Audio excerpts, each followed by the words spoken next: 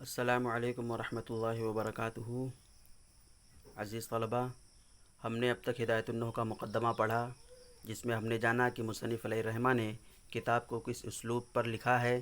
اس کے بعد میں ہم نے علم نحو کی تعریف، موضوع اور غرض و غائد پڑھا۔ آج کا سبق شروع کرتے ہیں۔ بسم اللہ الرحمن الرحیم۔ صلی اللہ علیہ نبی الامی و آلہ صلی اللہ علیہ وسلم۔ صلاۃ و سلام علیک یا رسول اللہ صلی اللہ علیہ وسلم۔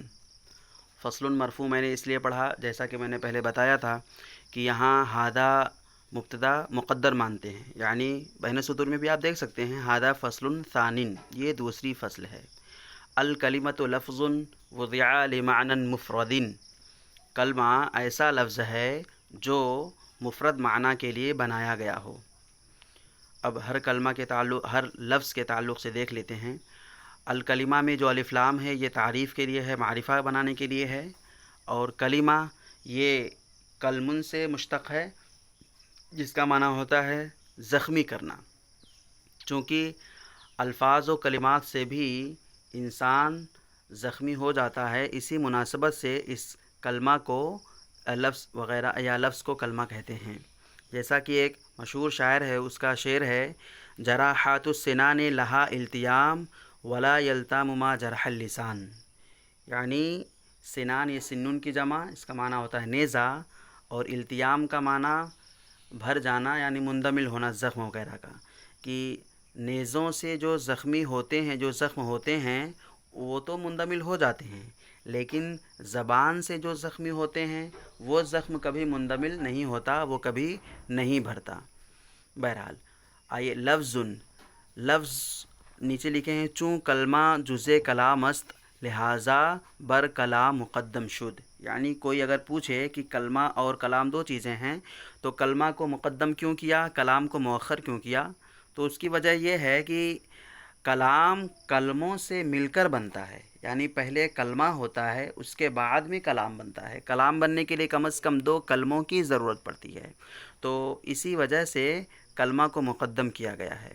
تو کلمہ یہ لفظ ہے، یعنی کہ جو منہ سے لفظ کی تعریف کیا ہے، ما یتلفظ بہ الانسان بحرف فصاعدا، یعنی کہ انسان جسے تلفظ کرے، جس کو بولے ایک حرف سے یا اس سے زائد سے، یہ کلمہ ہوتا ہے۔ لفظ کا لغوی معنی ہوتا ہے پھینکنا، جیسے کہ عربی کہاوت ہے اکلت التمر ولفظت النواۃ، کہ میں نے کھجور کھایا اور گٹھلیاں پھینک دیں۔ تو لفظ کا معنی لغوی معنی ہوتا ہے پھینکنا، اور اصطلاحی معنی ہوتا ہے ما یتلفظ بہ الانسان بحرف فصاعدا۔ وضع یہ ماضی مجہول ہے، کا معنی ہوتا ہے بنانا، مثال واوی ہے۔ لمعنن معنن مفردن یہ معنن کی صفت ہے، اس وجہ سے یہ مجرور ہے، اس میں مفعول ہے باب افعال سے۔ وَهِيَ مُنْحَصِرَةٌ فِي ثَلَاثَةِ أَقْسَامٍ، اور کلمہ اپنے معنی کے اعتبار سے تین قسموں پر مشتمل ہے، تین قسموں میں منحصر ہے، اس سے زائد نہیں ہیں۔ اسم و فعل و حرف، ایک بات اچھی بتا دوں آپ کو کہ ہم یہاں پہ اسم فعل حرف بھی پڑھ سکتے ہیں، اسمن فعلا حرفن بھی پڑھ سکتے ہیں۔ جہاں کہیں بھی اقسام آئیں اور اس کے بعد میں اس کی وضاحت کی جائے تو وہاں آپ تینوں اعراب پڑھ سکتے ہیں۔ اسم فعل حرف یعنی مجرور پڑھنے کی وجہ یہ ہے کہ آپ ثلاثت اقسام سے بدل مان رہے ہیں۔ اسم فعل حرف پڑھنے کی وجہ یہ ہے کہ یہاں آپ احدھا اسم، ثانیھا فعل، ثالثھا حرف مقدر مانتے ہیں۔ اور منصوب پڑھنے کی وجہ یہ ہے کہ فی ثلاثت اقسام اعنی اسمن و فعلا و حرفا، مفعول بہ ہوگا اعنی فعل مقدر کا۔ اچھا، اب کوئی پوچھ سکتا ہے کہ اگر اسم حالت نصبی میں ہو، اس پر تنوین آ رہی ہو اور آخر میں تائے مدورہ یا حمزہ نہ ہو تو اس کو الف کی صورت میں لکھنا پڑتا ہے۔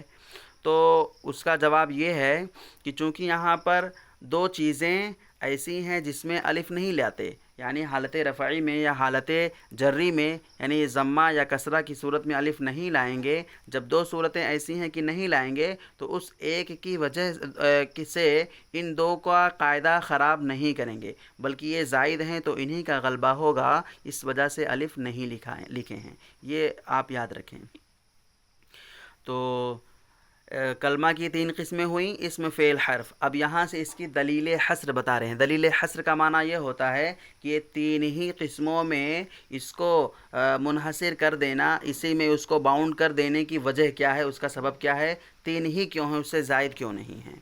لأنہا سے اس کا جواب دے رہے ہیں. اما اللہ تدل علی معنی فی نفسہا، یعنی کلمہ یا تو معنی فی نفسہا پر دلالت نہیں کرے گا، وہو الحرف، تو وہ حرف ہوگا. معنی فی نفسہا کا معنی یہ ہوتا ہے کہ وہ بذات خود اپنا معنی بتائے، تو وہ حرف نہیں ہوتا ہے، اور جو بذات خود اپنا معنی نہ بتائے وہ حرف ہوتا ہے. او تدل علی معنی، تدل منصوب ہونے کی وجہ یہ ہے کہ یہ لا تدل اوپر جو ہے اسی پر عطف ہے اس کا. او تدل علی معنی فی نفسہا ویقترن معناها بأحد الازمنة الثلاثة، کہ یا تو یہ معنی فی نفسہا پر دلالت کرے گا اور تینوں زمانوں میں سے کسی کے ساتھ ملا ہوا ہو تو وہو الفعل، تو وہ فعل ہوگا.